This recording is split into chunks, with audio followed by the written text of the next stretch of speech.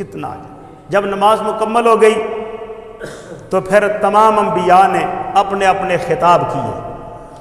حضرت آدم علیہ السلام نے خطبہ دیتے ہوئے یہ اللہ کے دربار میں عرض کیا کہ میرے مولا میں تیری ذات کا لاکھ شکر ادا کرتا ہوں، تو نے مجھے تمام انسانوں کا باپ بنایا اور پھر تو نے مجھے امامت عطا فرمائی، نبوت عطا کی۔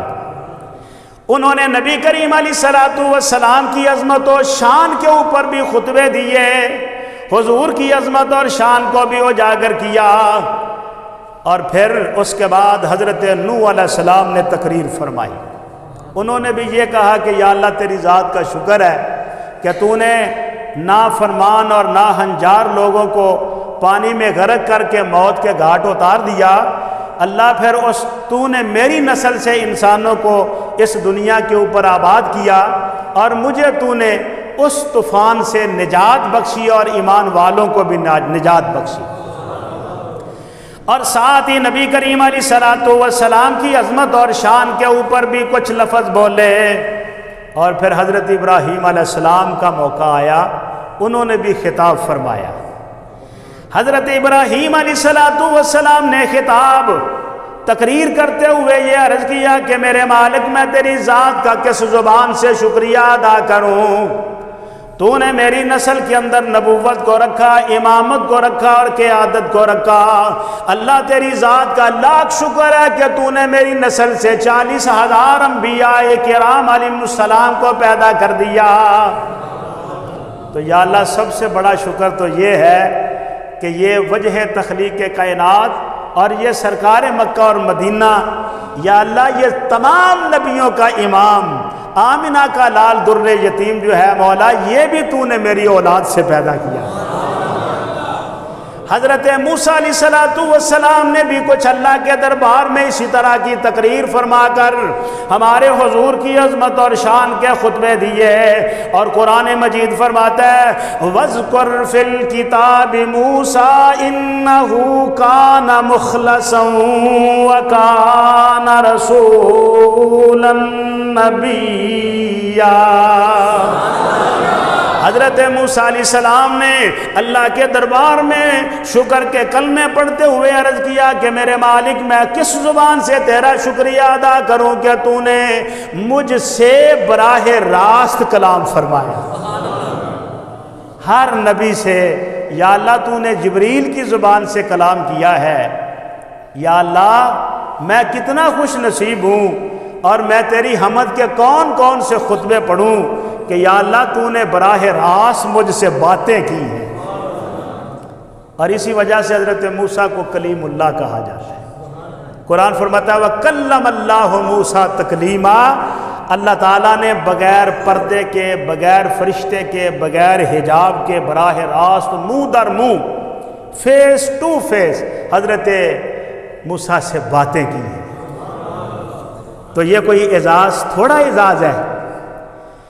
نبی کریم علیہ السلام کی موجودگی میں تمام انبیاء کرام علیہ السلام نے جب اپنے خطابات مکمل کر لیے تو یہ وہ مہمان تھے جو اپنے اپنے خطبے دے چکے، لیکن کلیدی خطاب اور جو مین اور مرکزی خطاب جو تھا وہ تو پھر مہمان خصوصی کا ہی ہوتا ہے نا۔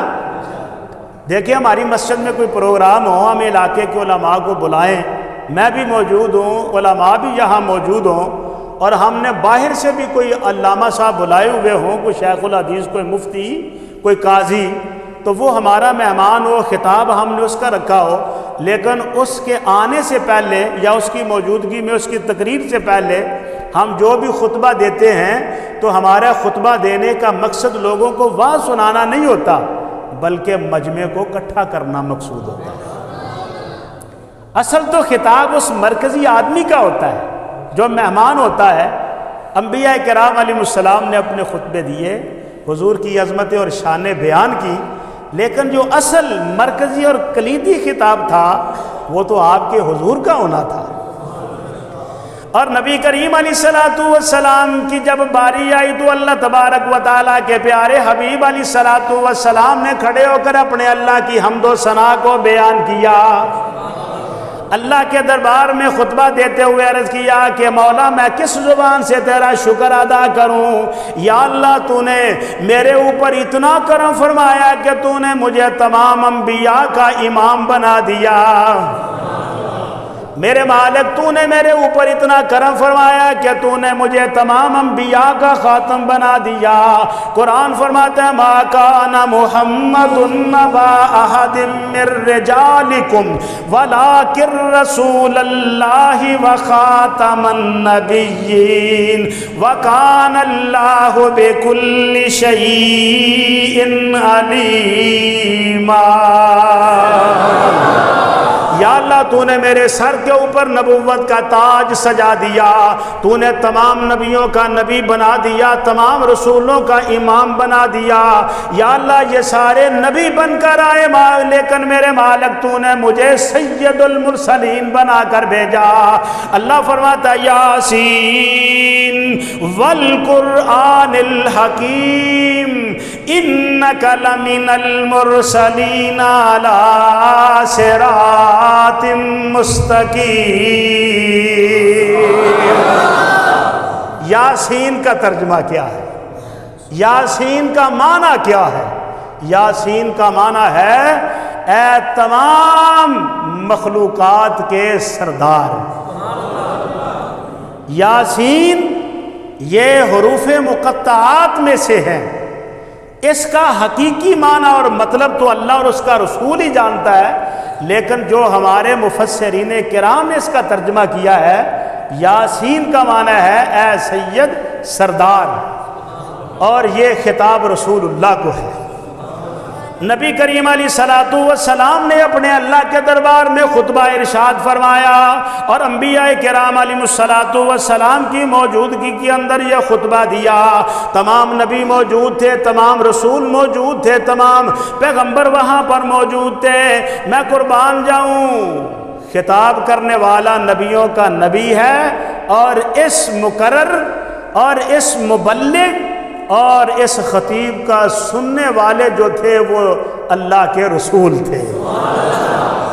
کتنا پیارا مجمع، کتنا معزز مجمع، کتنا نورانی مجمع، جس میں بڑی بڑی قیادتیں اور بڑی بڑی شخصیتوں کو مدعو کیا گیا تھا، اور ان کو بلانے کے پیچھے ایک ہی مقصد تھا کہ نبیوں رسولوں باتیں تو آپ نے مجھ سے بڑی سنی تھی کہ میرا حبیب ایسا ہوگا، میرا محبوب ایسا ہوگا، میرا رسول ایسا ہوگا، وہ خاتم النبیین ہوگا، وہ سید الانبیاء ہوگا، وہ یاسین ہوگا، وہ مزمل ہوگا، مدثر ہوگا، علم نشرح ہوگا، والضحیٰ ہوگا، وہ بڑی بڑی شان، اور وہ جہاں ہاتھ رکھے گا وہاں پھول اگیں گے، جہاں قدم رکھے گا وہاں سرو پیدا ہوں گے، اور بڑی بڑی شانیں۔ اور وہ میرا حبیب جب دنیا میں آئے گا، اس کے چہرے کے اوپر جب پسینہ آئے گا، فرمایا اس کے پسینے کو میں عطر بنا دوں گا۔ میرا حبیب جن گلیوں سے جائے گا خوشبوؤں سے اٹ جائیں گی۔ یہ ساری شان عظمتیں آپ نے مجھ سے صرف سنی ہوئی تھی، آج میں نے تم لوگوں کو جمع کر کے اپنے حبیب کے پیچھے اس لیے کھڑا کیا ہے کہ جو روز اول سے میری باتوں کو سنتے آئے تھے، میرے محبوب کی شان اور عظمت کو سنتے آئے تھے، آج میرے حبیب کے پیچھے ہاتھ باندھ کر اپنی آنکھوں سے دیکھو۔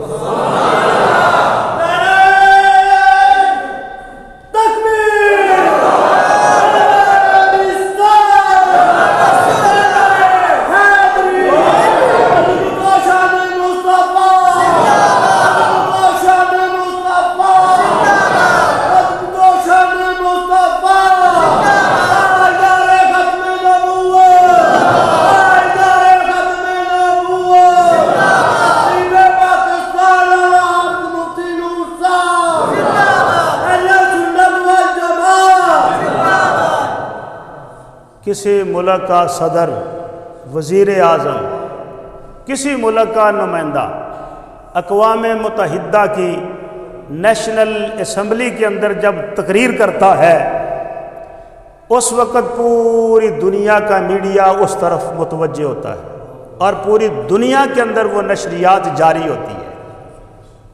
پوری دنیا کے اندر ہر کیمرہ، ہر مائک، ہر آدمی جس بھی ملک کا کوئی خطے میں رہنے والا ہے اس ملک میں بیٹھ کر، بالخصوص جس ملک کا وہ جاتا ہے اس ملک کا تو ہر بندہ ٹی وی کی سکرین پر ہوتا ہے کہ ہمارے صدر صاحب وہاں پہنچے، ہمارے وزیر اعظم صاحب وہاں تقریر کر رہے ہیں۔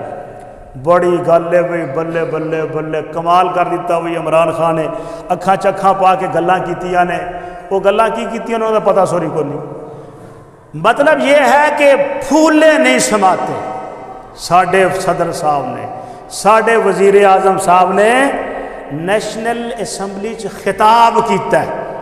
اور آہو باجی، ساری دنیا دے وزیر اعظم اور صدور دی موجودگی چ گل کرنا کوئی مخول گل ہے؟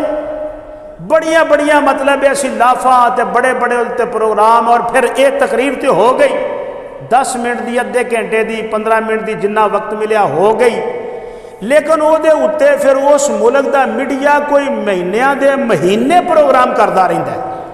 صدر صاحب نے پھر یوں کیا، پھر صدر صاحب نے یوں کیا، ان کی فلاں سے ملاقات ہوئی، ان سے بات ہوئی، پھر یہ کہا، پھر انہوں نے یہ کر دیا، پھر یہ مہینے تک باتاں ہوندیاں رہندیاں۔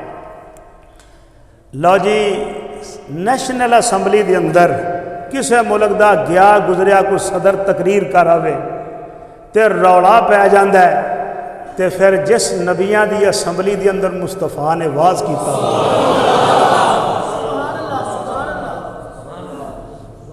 اور ایتھے تے جڑا تقریر کرے صرف دنیا سن دیئے۔ جدو میرے محمد عربی نے حسین تے دلکش خطبے عطا فرمائے مسجد الاقصی بیت المقدس کے اندر، الاقصی، اللہ تبارک و تعالی نے فرمایا سبحان الذی اسری بعبدہ لیلا من المسجد الحرام الی المسجد الاقصی۔ مسجد الاقصی خطبہ جاری ہے۔ یا اللہ، ہمارے دنیا کے جب صدور نیشنل اسمبلی کے اندر تقریر کرتے ہیں تو دنیا سنتی ہے، ان کا آواز سنتی ہے۔